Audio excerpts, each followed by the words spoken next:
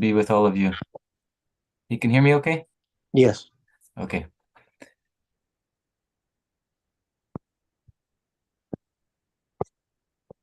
Om Namo Bhagavate Vasudevaya. Om Namo Bhagavate Vasudevaya. Om Namo Bhagavate Vasudevaya.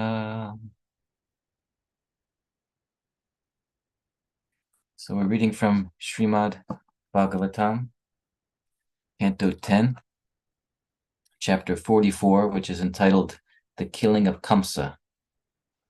And we're reading text 17 to 20. I'll read the first text in Sanskrit, and then we'll proceed to the other verses. They're all just a very short purport and 4 verses altogether. Evam prabhasamanaso Srisyo Yogeshvara Hari Shatrum Hantum Manaschakre Bhagavan Bharatashava.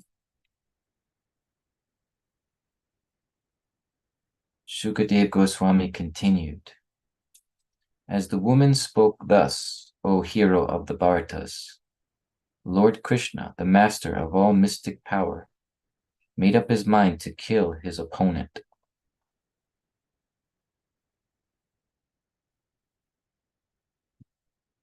Next verse, text 18. I'll read the translation. Out of affection for the two lords, their parents, Devaki and Vasudev, became overwhelmed with sorrow when they heard the woman's fearful statements. They grieved, not knowing their son's strength. This is the purport. Naturally, Krishna's parents would lament in this situation, thinking, why didn't we keep our sons at home? Why did we allow them to participate in this corrupt exhibition?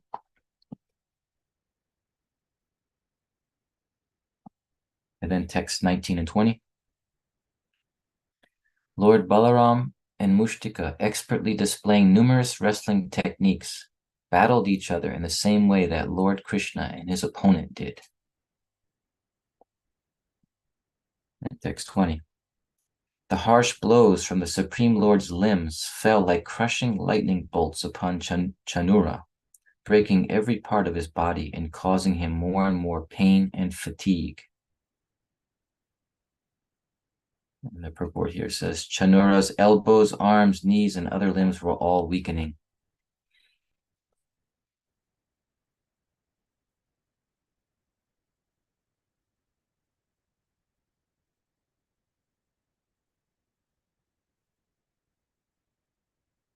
So we'll do a little summary, of course, of what's going on. We're right in the middle of a story.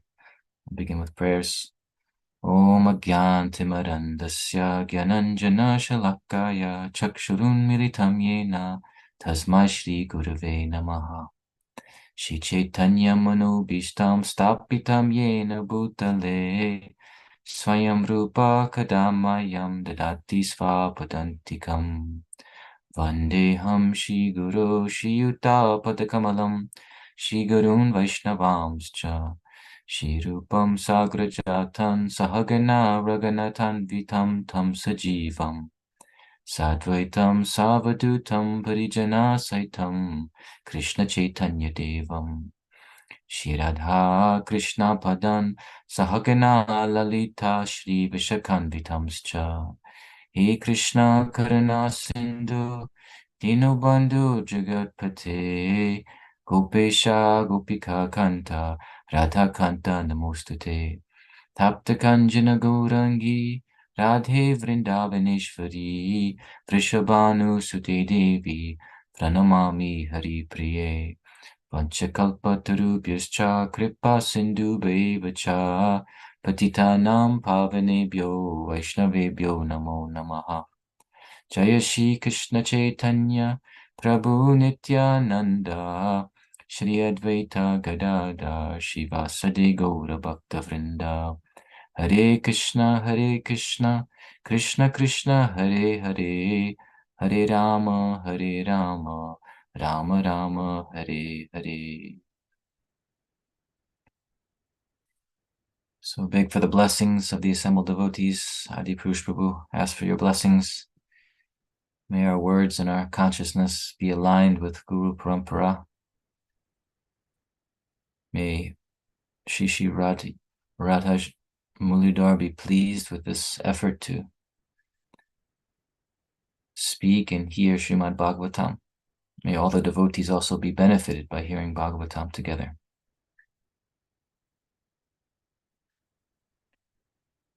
Hare Krishna. Ghanashyam Prabhu, is Arjuna in the crib listening No, to no? no, he's in the other room right now for fear of extra noises in the background. Okay. But maybe he'll come in for a darshan at the end. I have to see. Jai. But we read Bhagavatam to him every night, a couple verses. Nice. It's glad to be with all of you. So this is really a special section of the Bhagavatam.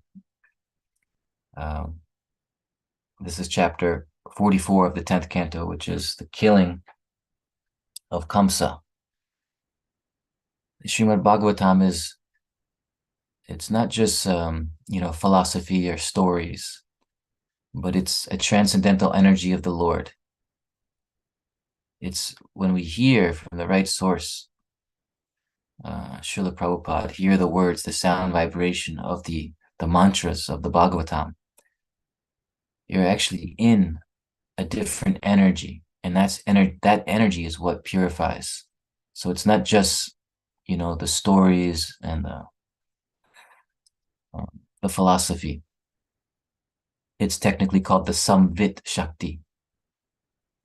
Krishna has different energies. One energy is called the Samvit Shakti, and it's the revealing energy. What does it reveal? It reveals Krishna. It's an energy that reveals Krishna. So within that sound vibration of the Bhagavatam, Krishna is revealed anywhere he could be revealed. Even if we're reading a section of the Bhagavatam that seems disconnected from Krishna, when we're talking about the makeup of the universe and so forth. But because it's still the Samvit Shakti, it again can reveal Krishna to us. This requires, of course, faith. This is hard to understand, Like sometimes Prabhupada would speak Bhagavatam in a different language. While he was in India, he would speak in Hindi sometimes. And he saw some of his Western disciples, because they didn't understand Hindi, they'd be a little distracted or maybe falling asleep or maybe get up and do something else. And he said, just sit down and hear. And Prabhupada, we don't understand a word you're saying. He said, it doesn't matter. If you hear with faith, if you hear, this is Bhagavatam, if you hear this vibration, you'll be purified. Prabhupada had faith in that. And even his own spiritual master, sometimes he didn't, Bhaktisiddhanta Sarasvati Thakur would speak in very high Bengali language. Prabhupada sometimes didn't understand even some of the words he used, but would just sit with faith, knowing that he'd be benefited by the sound vibration. And Bhaktisiddhanta Sarasvati Thakur also took note of that and appreciated Prabhupada for his way of hearing and his faith in hearing. So the Samvit Shakti reveals Krishna. Sometimes we think, our attitude is, I'm gonna seize the truth with my own mind, with my own intelligence. I'm gonna catch it. I'm gonna grab it. I'm gonna understand it my way. But actually, the truth seizes us when the consciousness is receptive. We're seized by the truth. The truth is not just, again, words or some message. The truth is an energy of the Lord. And it's beyond us. It's above us. So all we can do is be receptive to it. And then we're seized by it. And then you get realization, Otherwise, we just get an intellectual imitation of the knowledge. We think we're grasping it. We think we understand it. But because we're doing it with the material mind, material intelligence, we're just kind of storing some information in our minds. It's also good. It's also necessary. It's kind of like preparing us in a certain way, and we're been given the instruction to hear no matter what, whatever state we're in. So it's always beneficial. But when the consciousness is really open, the intelligence is open and receptive, and the sound vibration, the energy descends, and then it's shown to us what we're actually reading, what we're actually hearing. And we're hearing now Krishna Lila. The pastimes Lila means pastimes, or like a play, also playing, you know. What was a better time in our life than when we just were little children playing, carefree, simplicity, the adventure of just playing, the fun, the joy of it. It's a very unique, special time of life where your only duty is to play. I remember when I was young, I used to uh, wear like these very loose clothes, and I would stuff all my clothes with pillows. Like put pillows from the couch. I put these little pillows in my arms, and then underneath my shirt, my back, my legs, it was completely uh, padded with pillows. And then I'd run around my house with a football and just bang into people and hit the ground and get back up, and then like I was a running back, run into a wall. Nothing hurt because of all the pillows that I had on. But I remember I just couldn't wait to do this every day. It was just so uh, joyful. Just run into things, run into people, just bounce off and bounce off the ground and get back up. And then I just imagine my mind like I'm this running back, and I'd run behind people like they were my blockers. And but that time of life, it's why is it a part of our life? It's a part of our life because it's a part of the reality of God. It's a part of his reality. In fact, the whole idea of Krishna is this form of the Lord, which is playful, which is sweet. He has his pastimes. This is what Krishna Lila. Lila means the play, the pastimes. I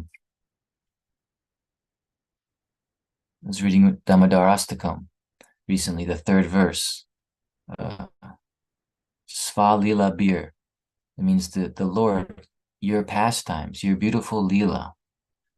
Akyapayantam.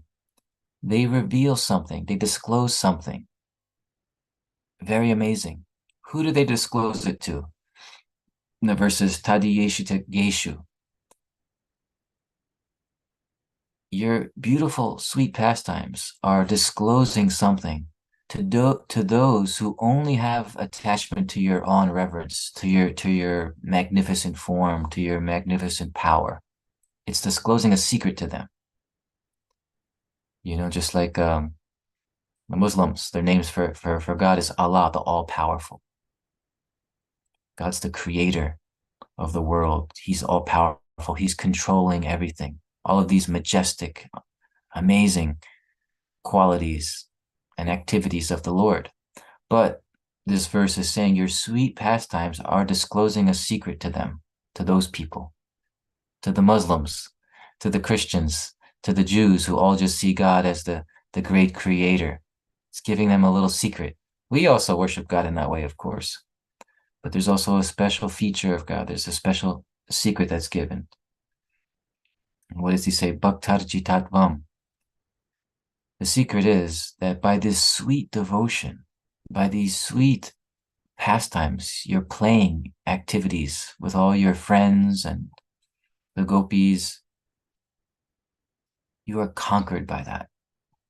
You, the unconquerable Lord, the controller, the all-powerful controller, you yourself are conquered by the sweet, loving, playful pastimes with your most intimate devotees, by pure devotion. bhakti. So that's a very special revelation of God, Krishna. This is Krishna. So if we've been following this story so far, all of these little parts of this story, it's all leading. This is like Krishna's march towards King Kamsa to kill him. These are all the things happening in between. He's on a mission to now kill Kamsa. Kamsa has been living in fear for the past 10 years. Krishna's about 10 years old here. So as soon as, when Kamsa was at his sister Devaki's wedding, he heard this unembodied voice saying, your sister's 8th son will kill you. You'll be the cause of your death. So for 10 years now, Kamsa has been thinking about Krishna, worrying about this. He sent his trained assassins to kill Krishna from the very beginning of his life, the different demons that were sent. These were powerful demons. They had the ability to disguise their forms. They could change their forms. They had superhuman strength. And they were all coming after Krishna. And one by one, Krishna and Balaram were killing all of them. So Kamsa, of course, hearing back the news that these demons were being killed, was getting very concerned. So he had another idea. So Kamsa thought, let me bring Krishna to my headquarters in Mathura. Because there I have all my men, my soldiers. I'll be able to kill Krishna if I bring him to me, to my place. Like in sports, there's something called home field advantage, right? The team that plays at home has an advantage. All the fans are on their side. Their people are there. And sometimes that helps them become victorious. But Kamsa forgot. He thought this was his home field advantage, but Krishna was born in Mathura. This is Krishna's home. Krishna's the hometown boy of Mathura. So actually, the residents of Mathura know Krishna, love Krishna. They were hearing about Krishna while he was in Vrindavan. They're excited to see him. So he actually has the home court, the home field advantage in Mathura.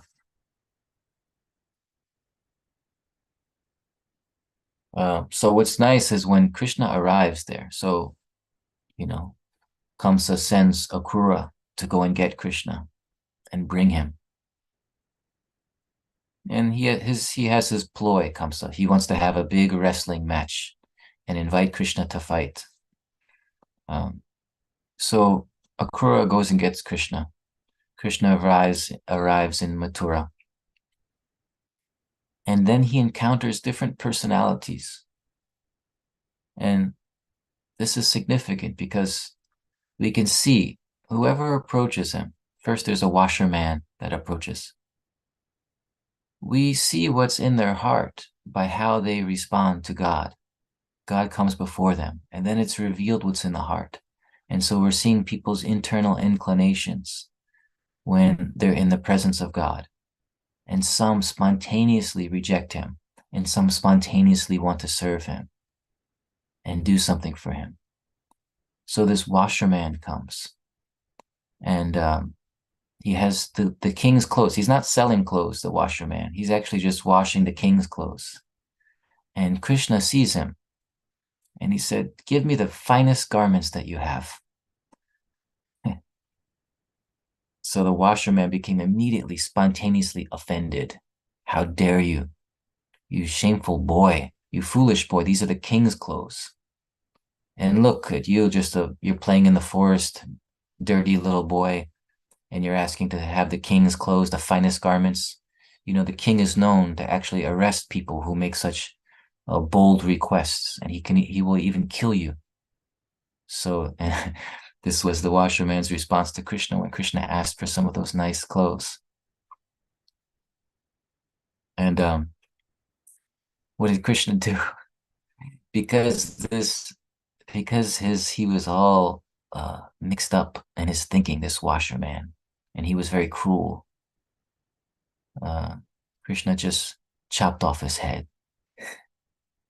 And even though that may seem a little extreme, we have to always remember anyone who dies from the hand of Krishna, anyone who dies seeing Krishna is benefited. So don't worry if you think that's too extreme. But again, it shows the washerman's inclination spontaneously. Some people, deep in the heart, they're against God. They're not even, these mean, cruel people in this world, but they may have that deep in the heart. This griha vratanam. Prahlad says that some people have like a vow in their heart that I will never surrender to God. I won't do it.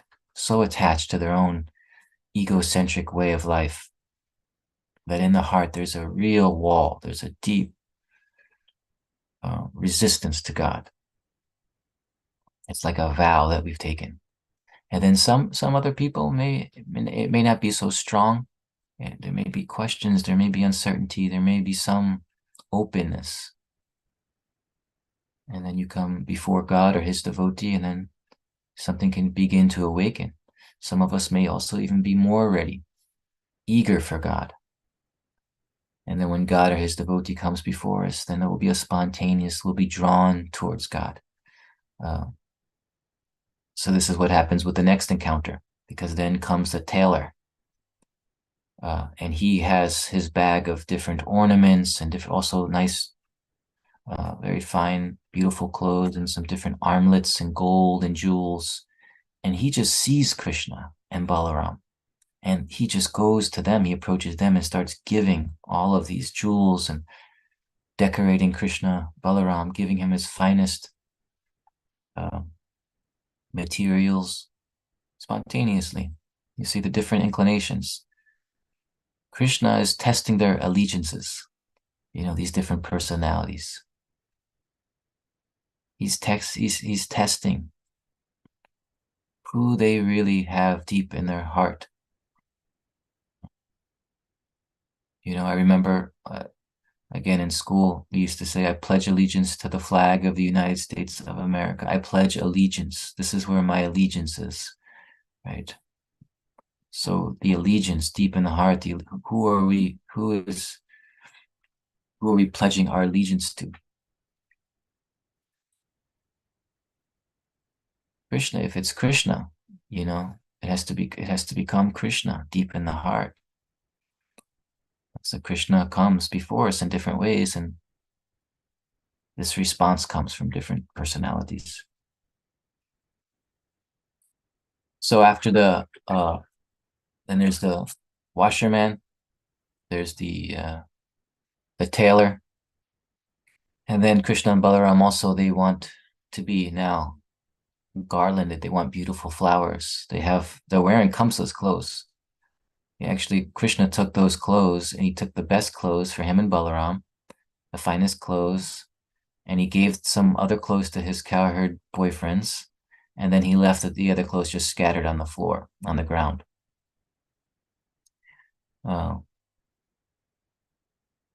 Yeah, he actually told that washerman,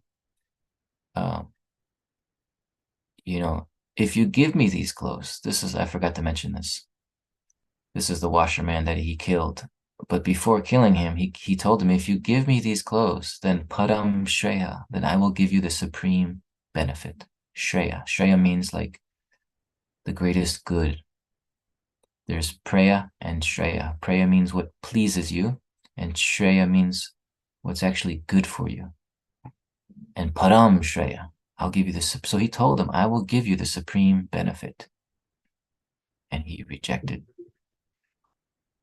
So Krishna killed him. So they also go now to the home. Krishna and Balaram go to the home of a florist. His name is Sudama. And they go to see him. And immediately when Sudama sees Krishna and Balaram, he just falls flat at their feet. Just grabs their lotus feet. And he invites them into his home. And he gives them a seat. Sit down here. He brings them water, just like a pujari. He's doing all the activities of pujari. You come in, sit down, please. Here's some water. And then he speaks the magical words. He speaks the most magical words. He says, Kim means what? Aham means I. Karavani vam. What can I do for you? How can I serve you? How can I serve you? Those are the words that have to, most people, their relationship to God is, please serve me in this way, please serve me in that way, asking God to serve us. But he's serving God and he's asking, what else can I do? And he understands. He's this Sudama, the florist, the garland maker. He's very sweet personality and he's very attuned to Krishna and Balaram. So he asked them, how can I serve you? What can I do for you? But actually he knows by seeing them, they would like beautiful garlands. And he provided them with these beautiful garlands. And Krishna was so pleased with this devotee. And he said, you ask for any benediction. Ask for anything. And a beautiful verse where he asked for three things, Sudama. He says, may my devotion to you be unshakable in all circumstances. May I become friends with your devotees. And may I have compassion for all living entities. This was his wish. This was the desire of his heart. And Krishna, of course, gave him all of this. He also just gave him, even just materially, for the rest of his material life, he gave him wealth and strength and longevity, everything that we also want and sometimes need in the material level. All that was also provided for by Krishna. He included that. And then he gave him, of course, the perfection of life. So then Krishna, he's in Mathura, he's seeing these different personalities, we're seeing what's in their heart. And then Kamsa, of course, is hearing all about these activities of Krishna, and he's becoming very worried. Krishna also, he also broke the sacrificial bow. There was a kind of bow that was there on display being guarded. And Krishna came up, picked it up, and the guards were all protesting, stop, stop, stop. And he just quickly strung the bow, and he actually broke the bow in half. And they said, grab him, kill him. What a disgrace. And Kamsa, hearing of this, also sent all these soldiers to go and kill Krishna. But Krishna and Balaram killed them all. So now Kamsa is really getting worried. And that same evening, Kamsa, he was starting to experience all these very inauspicious omens. He feels that death is coming to me very soon through this boy, Krishna. He tried several things to kill Krishna, tried it, unable. So he would sometimes, he was having like nightmares, that night before there was going to be a wrestling match, and this is the night before. So Kamsa, he was looking in the mirror, looking at himself in the mirror, and in the mirror, he had no head. These are the omens. Or he's walking and he saw his shadow, and the shadow had a big hole in it. He was having dreams that he was being embraced by ghosts. So all these inauspicious omens were coming. And the next day comes, and there's going to be a grand festival, a wrestling festival. People came from all the neighboring villages, and the whole, there is seating arranged for the royalty, very special seating with a good view. And then all the other people from neighboring villages, and it's like a big circle, something like the Colosseum in Rome. And there was to be a great wrestling match, and everybody came there in the morning. Music was playing. It was very very wonderful exhibition. And actually, Krishna and Balaram, one of the acharyas, explains that they were supposed to be there in the morning, but out of disrespect for Kamsa, they didn't show up, and they took the morning off. And Krishna also had his own idea of how he wanted to enter the wrestling arena, which was very dramatic. Krishna came to the front gate of the wrestling arena, and there was a gigantic elephant there, and the elephant's keeper. And Krishna could see when he was arriving that they were trying to block him from entering. So he came up to the front gate, and Krishna, he took off his outer garment, he tightened his belt, and he tied back his hair. All of this is to say, he's ready for a fight. He's ready to fight. He's getting prepared. And he tells that elephant keeper, he says, move out of the way. Otherwise, on this very day, you will go meet the Lord of Death, Yamaraj, and so will your elephant.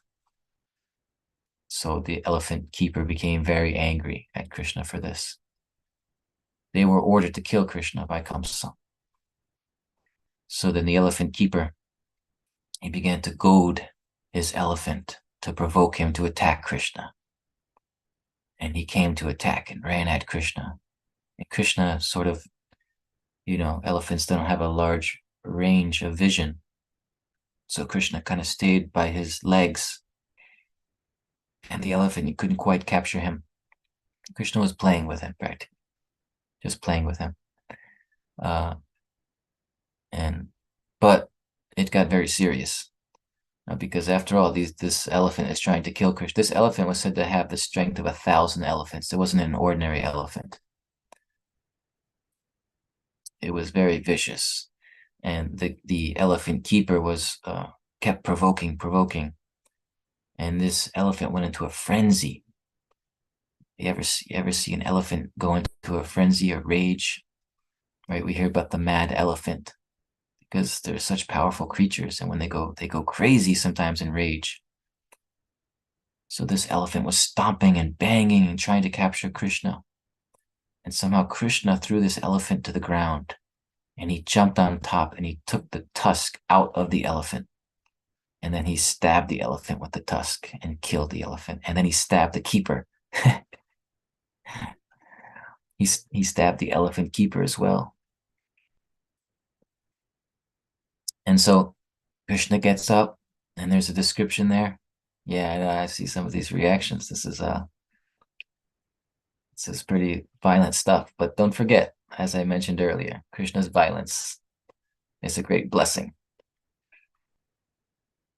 And Krishna is the reservoir of all rasas.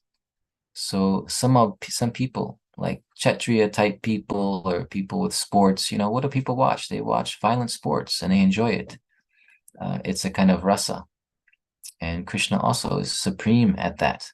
And so for those people who have that inclination, this is very fascinating, very, I have to admit, I like this section and I like to hear about these things. And when Krishna, he then enters the arena after killing this elephant, and it's described that he has perspiration because he was just fighting, and he has sprinkles of blood on his chest, on his body, and he keeps the elephant tusk resting on his shoulder as he walks into the arena. And this is the sight for all the people that are there. They see this beautiful young boy coming in this way, and everybody just becomes so excited and enthralled and amazed. And he's so beautiful at the same time. He's so powerful. Him and Balaram come walking into the wrestling arena. And it's described that everybody sees Krishna in their own way. The soul has a certain relationship with Krishna that's unique to every soul. Has a difference of a flavor, a different relationship with Krishna, and he's seen in that way. He's the embodiment of all the rasas. He's the object of all the rasas, the Vishai, and he's also the ashray of all the rasas, which means he's also the abode of all rasas. Rasa means like flavors of relationships. like there's parental love. Like so when Krishna walks into the arena, those who have parental love, they just see this is a sweet little boy. They become concerned, they become afraid because he's gonna fight, and he just got into a fight also, and their hearts are just concerned, right? Parents always feel that concern for their children. Lal and Palina. Lal and Palina, these are the two characteristics of Vatsalya Rasa. Lal means to pamper, and Palina means to protect. So the characteristic of Vatsalya Rasa, you pamper the child, and you also want to protect the child, which may also mean correcting sometimes, because Yashoda and Nanda also would correct Krishna as a protection so that he grows up as a good boy and things come to him easily. He doesn't become a nuisance to others with a bad attitude or something like that. So they discipline him. So those in Vatsalya Rasa saw Krishna in that way. And then the ladies of Mathura also, they saw that this is like Cupid. This is like the most beautiful personality that they've ever seen. And the yogis are also there. There are brahmanas there in the audience. There are yogis, and the yogis see Krishna as the super soul. And then there are relatives of Krishna that see him the greatest personality in their dynasty. So in this way, all the 10 different attitudes are described, 10 different relationships in those verses. So Krishna finally comes into the arena in this way. And this wrestler comes up to him, big, gigantic wrestler. His name is Chanura. We're coming up to date with where we are now. It was a little summary of the whole marching towards Kamsa. So Chanura comes up to him, this great, powerful, famous wrestler. And he tells Krishna, "Oh, we're glad that you've come to this wrestling match. You were invited by the king. We, of course, heard that you also have a reputation as a wrestler. And therefore, let us abide by the orders of the king. It's very auspicious. The king has a wish, a request that we fight. So we should honor that. And everybody will be benefited. When you follow the order of the king, everybody is benefited." So Krishna said, yes, it's our duty to abide by the orders of the king. However, we're just young boys, we wrestle, of course, but this is like the wrestling of cowherd boy. When the cowherd boys, when they're tending to the cows, that they let the cows go out into the grass, and sometimes they do different activities. They may play the flute. They may just wrestle with each other. They play. So Krishna is saying, this is our wrestling. So you have to make sure you match us with equal opponents.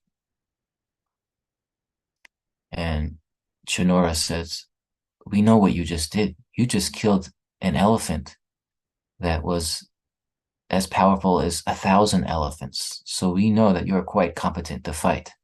So therefore, I think you should fight me, Chanura, and Balaram should fight Mushtika, another big, powerful wrestler that was there. So Krishna accepted the challenge. And they began fighting. And they were striking their arms and striking their elbows, holding each other, grabbing each other. And the women there that were watching this, the ladies of Mathura, they were completely appalled. They just thought, this is so against Dharma. This little tender boy is fighting this gigantic mountain of a man. How could we even watch this?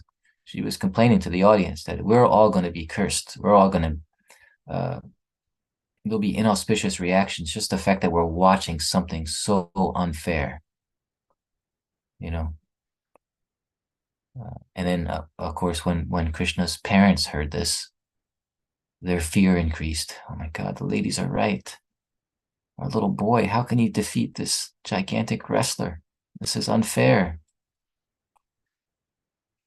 But Krishna, hearing knowing what's in the heart of all these persons who are worried.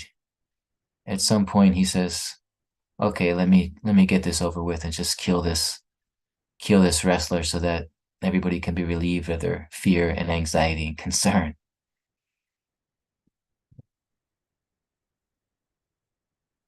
So then we're hearing today how this fight is beginning. How we heard about the concern of the parents, worried about Krishna, and then the harsh blows start coming from the fighting. And Krishna finally decides, now I will kill Chanura. And then harsh blows from the Supreme Lord's limbs fell like crushing lightning bolts upon Chanura, breaking every part of his body and causing him more and more pain and fatigue. And that's where we are. That's where we end. So to be continued in the story in the coming days. Very wonderful to hear, when we hear these pastimes just with an open heart, with faith, and enjoy them. Again, there's a potency there that's actually revealing Krishna to us, revealing the Lord, and it's so wonderful, right? Adi Purush Prabhu, how wonderful is Krishna? Thank you, Ghanashyam Prabhu. Well, It was thank you all such a so nice much. class, such an immersion. We just didn't want it to stop. But we have to stop for love and interactions and reflections. Please, dear devotees, turn on your cameras, ask a question, share a reflection, or just appreciate Ghanashyam. He's such a wonderful devotee. We see how he relishes those pastimes. And he's honest about it. Ghanashyam Prabhu, thank you. Jamuna Jaya. Hey, Bo, I always have to hop Haribo, on. Jamuna Jaya. Congratulations, first of all, and your beautiful Thank new you. soul. So wonderful. And I always have to appreciate your classes so, so much. I was really appreciating when you said that, like, why do we play? Why do we have that impetus to play? It's because that's what Krishna does. And it's just, I was thinking a lot about the ages of life, the Kumar, Paganda, and stuff like that. And Krishna goes through them just like we should go through them. And at every stage, there's Krishna. At every stage of life, there's opportunity to come closer to Krishna. So that's something I always think about when I hear about these various ages and this beautiful march towards this moment. And thank you for recapping. It's like as Krishna slays everything in the path and was like, slay the demons that keep me from you too, Krishna. It's just such a beautiful, beautiful progression. But I've really been meditating on the different times of life, that every time of life is different, but it's just different, not necessarily any worse or good in terms of, because Krishna has gone through all these things and can guide us at any stage of life. So just want to pop on and say that. Hare Krishna. Thank you, Jamuna Jaya. Yeah, it's a special time too, right? When you're just a little child and play, you can see why this is the supreme personality of Godhead, Krishna. He has different forms. He's Vishnu, Narayan. He has these different forms and different functions. But this particular, the supreme personality of the Godhead is Krishna, which means that particular time where there's just carefree, sweet joy, playing with friends. It's a special time. Like if we had a healthy, sometimes we in this material world, of course, that time in life can be painful, can be traumatic. Who knows what could happen to, and what does happen to so many people. But if we had more or less a healthy time, we always look back at the childhood with a certain nostalgia, of just that carefree playing, special time. It's because it's a reality in God's life, and it's a very, and that for us, it's like a phase, right? We go through these phases, but for him, it's an eternal reality in that. And then he'll have another age where that's also an eternal reality. So he has different forms at the same time, different activities. Is that reality available to us, Ghanashyam Prabhu, through bhakti, through devotional service, this second childhood? It's available because of the pure devotees who are offering it, It's like it's very special, our line of devotion to Krishna, even devotion to God. There are so many different lines throughout this world, even in different religions. And the person who comes to you, who's pure in their relationship with God, they have a certain relationship to God, and because of their influence, they can also give it to others. So if we look at our particular line, the Guru Parampara, these are like, maid servants of Srimati Radharani, like, the Manjaris and the friends of Krishna, the cowherd boys, things like this. So this is kind of what is available to us by their grace. They're like leaders of those groups. There are groups in the spiritual world of service, and there's always a group leader that helps the others serve Krishna nicely. And so the spiritual masters in our line are connected, or sometimes leaders of those groups, or part of those groups. And so the entrance is there for all of us. So there is a possibility, as we get purified, if that attraction arises, that possibility is there. Thank you, Ghanashyam Prabhu. Damodar Priya, you had your hand up. Yes, I wasn't sure if we'd had time. I just also wanted to give my congratulations to Ghanashyam Prabhu and just ask a personal question, if you don't mind sharing. How has your relationship to Krishna changed now that you have the stewardship of this like small little soul that has kind of come into your home? Just wondering if there's any change at all. Yeah, thank you. Yeah, my wife, we recently had a newborn son, our first child. We named him Arjuna Joseph Caruso. That's his full name. My wife wanted my same birth name as a middle name. Well, yeah, definitely, there's such a sweetness, and it does bring me back to Krishna's pastimes as childhood pastimes. And again, this is an aspect of life that I've never personally experienced for myself. So it's like entering another world. And like I was saying, that the characteristics of the Vatsalya Ras, pampering and also protecting. So there's this constant anxiety and fear to protect properly.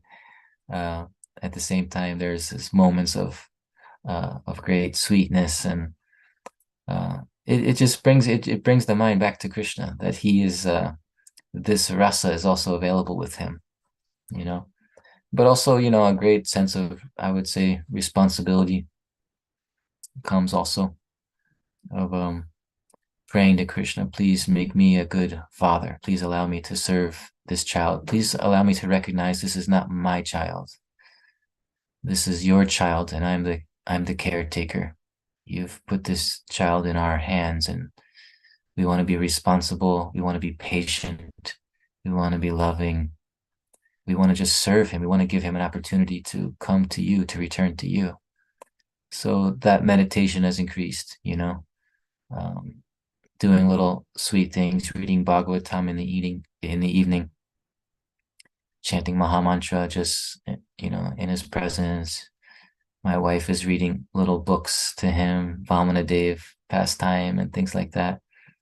And it's the sweetness of joyfully giving Krishna to another soul at a time of life where they're just, they're like, they kind of absorb things. So, all right, Ghanashyam, thank you. I hope that's okay. So inspiring.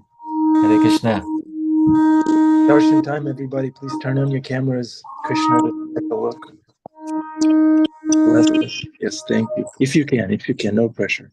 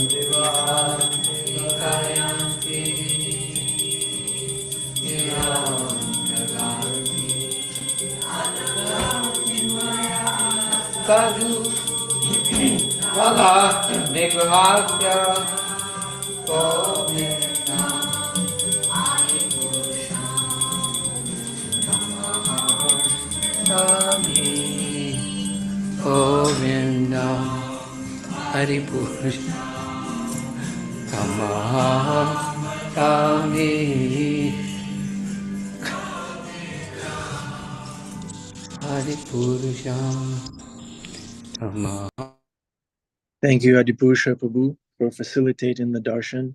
Thanks everyone for participating. We see Angela in the guitar. Yes. Damodar Priya, thank you very much for co-hosting and being here. Thank you, Paul, for knowing all the shlokas. Vinishya, Joseph Prabhu, good to see you. Long time no see, Joseph Prabhu. Yogeshwari, Ghanashyam is here. Ghanashyam Prabhu, do you think you can bring Arjuna? Oh, there he is. Jai. Hare Krishna. He's so thoughtful. Look at him. He's a sage. He's a little pampered sage. What's his birthday? What's his birthday? What's his birthday, Ganesh? Gail wants to do his chart.